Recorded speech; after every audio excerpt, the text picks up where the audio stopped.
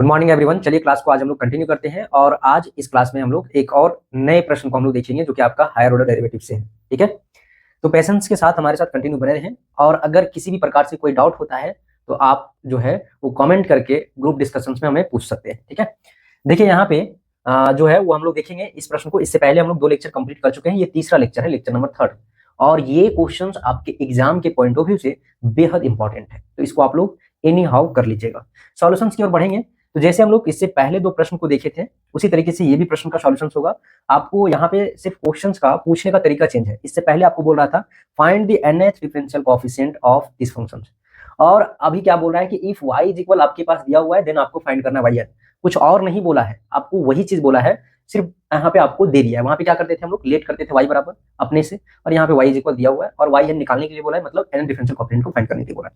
Solutions की ओर बढ़ेंगे तो देखिए सबसे पहले हम लोग क्या करेंगे कि इसको जो है ना, जो हमारे पास गिवन है ना, लिखिए गिवन दिया हुआ है हमारे पास क्या, y बराबर e to the power ax into sine bx plus c, इसको इक्वेशन 1 मान लीजिए। ठीक है, यहां तक तो सब कर लीजिएगा, कोई दिक्कत नहीं।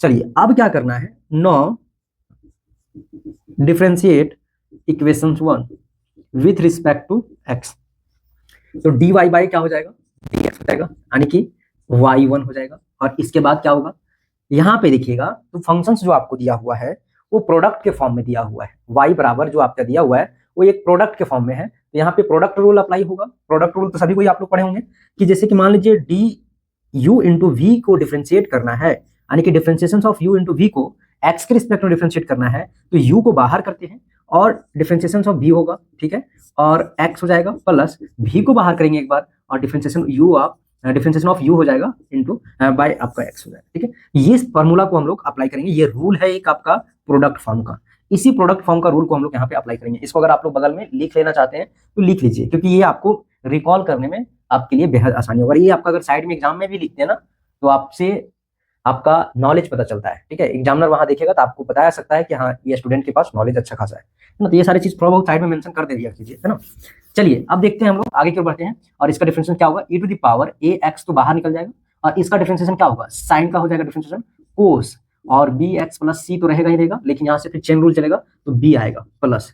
अब यहाँ पे साइन को बाहर निकालिए, साइन bx प्लस c को बाहर निकालिए और डिफरेंशिएशन u के इसको कीजिएगा तो e to the power ax ही होगा, और जो है ये मल्टीप्लिकेशन में आ जाएगा। अब देखिए कॉमन कुछ निकल रहा है, y1 is equal e to the power ax common निकल जाएगा, और यहाँ पे बचेगा क्या, b into cos bx plus c, ठीक है, और क्या बचेगा प्लस a into sine bx plus c। ठीक है, अब इसको हम लोग क्या करेंगे ना, यहाँ पे पुट कीजिए a के बराबर पुट कीजिए r cos थीटा, और b के बराबर पुट कीजिए आप r sin थीटा। ठीक है, ऐसा हम लोग इसलिए कर रहे हैं, पुट इसलिए हम लोग कर रहे हैं ताकि ये फॉर्मूला के ऊपर आ जाए और फिर हम लोग आसानी से इसको फॉर्मूला अप्लाई कर सकें, है ना। तो यहाँ पे देखिए, तो इसको जब हम पुट करेंगे जैसे ही b का वैल्यू और a का, तो हमारे पास क्या आएगा, इंप्लाइज दैट y1, एक चीज यहाँ पे और लिख लीजिए, जैसे कि मान लीजिए a बराबर इतना पुट किया, b बराबर इतना पुट किया, तो जब हम लोग यहाँ पे r का वैल्यू निकालेंगे ना तो यहाँ पे a स्क्वायर करना होगा प्लस b स्क्वायर, यानी कि दोनों का स्क्वायर कीजिए और इज इक्वल जब ऐड कीजिएगा, है ना, तो आपके पास r स्क्वायर और यहाँ आएगा कोस square theta plus sine square theta. ठीक है, कॉमन निकल जाएगा दोनों से, और इसका वैल्यू कितना निकलेगा, R square is equal into 1। ठीक है, क्योंकि cos square theta is equal plus sine square theta is equal होता है 1, तो A square plus B square is equal कितना हो गया आपके पास, आर स्क्वायर। ठीक है, अब यहाँ पे सिर्फ और सिर्फ आर का वैल्यू निकालना चाहे तो आर इज इक्वल कितना निकल जाएगा आपके पास, ए स्क्वायर प्लस बी स्क्वायर। ऐसा हम लोग यहाँ पे इसलिए किए क्योंकि जब आप लास्ट में वाई एन टर्म निकालिएगा ना तो वहां पे आर टर्म आएगा, आर को आपको डिफाइन करना होगा कि आर का वैल्यू कितना होगा। ठीक है, इसलिए हम लोग किए, इसको आप लोग जरूर से लिख लीजिएगा। चलिए अब हम लोग पुट करते हैं, है ना, कि आपका जो है वो जो यहाँ पे हम लोग ए और बी का वैल्यू जो हम लोग कंसिडर किए हैं उसको हम लोग पुट कर देंगे, और पुट करने के बाद जो है क्या रिजल्ट आता है उसको देखते हैं। सबसे पहले क्या हो जाएगा, y1 के बराबर, है ना, e to the power ax तो रहेगा, और यहाँ पे b का वैल्यू कितना है आपके पास, r इंटू साइन थीटा, है ना, और इंटू क्या हो जाएगा आपके पास, यहाँ पे देखिए कोस bx प्लस c हो जाएगा। ठीक है, उसके बाद a का वैल्यू पुट करते हैं प्लस r कोस थीटा और into sine bx plus c। ठीक है, अब इसको ध्यान से देखिएगा ना तो एक फार्मूला आप लोग क्लास 12 में पढ़े होंगे, उस फार्मूला के ऊपर ये अप्लाई होता है। ठीक है, यहाँ पे देखिएगा कि साइन a प्लस b का जो फार्मूला होता है, साइन a होता है इंटू कॉस b होता है। ठीक है, और फिर आपका क्या हो जाएगा, प्लस यहाँ पे कोस a होगा और इंटू साइन b होगा। ठीक है, ये फार्मूला होता है। इस फार्मूला पे हम लोग अप्लाई कीजिएगा। देखिए यहाँ पे ए के जगह पे थीटा है और बी के जगह पे बी एक्स प्लस सी है, ठीक है। तो यहाँ पे ए के जगह पे आपका क्या हो जाएगा, थीटा हो जाएगा। तो y1 इज इक्वल क्या होगा आपके पास, यहाँ पे देखिए अगर ये आपका चेंज रहेगा ना तो यहाँ पे आपका ये चेंज हो जाएगा, लेकिन यहाँ पे आप देखिए यहाँ पे क्या आ जाएगा, साइन होगा, साइन थीटा प्लस आर, तो दोनों से कॉमन निकल जाएगा, तो आर यहाँ पे हम लोग कॉमन निकाल लेते हैं, आर कॉमन निकल गया, ठीक है।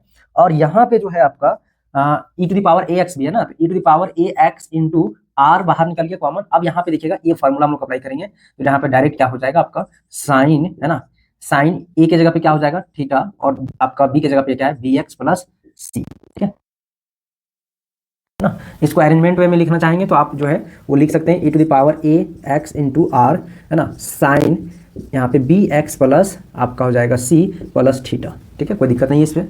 अब यहाँ पे देखिए y1 के बराबर इतना आया, ठीक है। तो ऑब्जर्व कीजिए कि y1 था, है ना, तो यहाँ पे कितना है, r का वैल्यू 1 है, और ये आपका यहाँ थीटा का वैल्यू कितना है 1 है। जब y2 निकालिएगा ना तो यहाँ पे E to the power A X होगा, आर स्क्वायर होगा, और sine B X plus C plus 2 theta होगा, ठीक है, क्या होगा 2 थीटा होगा, ठीक है। इसी तरीके से जब y3 निकालिएगा, y3 जब निकालिएगा तो यहाँ पे E to the power A X into आपके पास R Q into sine B X plus यहाँ पे सी प्लस यहाँ पे 3 थीटा होगा, ठीक है। इस तरीके से आएगा। अब डॉट डॉट ये चलता जाएगा, है ना, एनवा टर्म तक, ठीक है।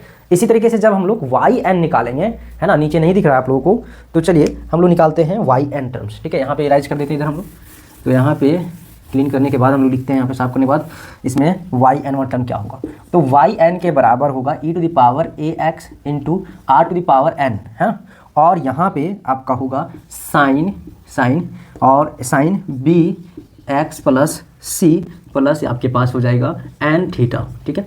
दर्ज इस तरीके से हम लोग बोल सकते हैं कि यदि आपके पास इफ y बराबर E to the power A X sine B X होगा, है ना, B X plus C, then आपके पास y एनवा टर्म जो होगा वो E to the power A X into R to the power N into sine यहाँ पे हो जाएगा B X plus C plus N theta, ठीक है।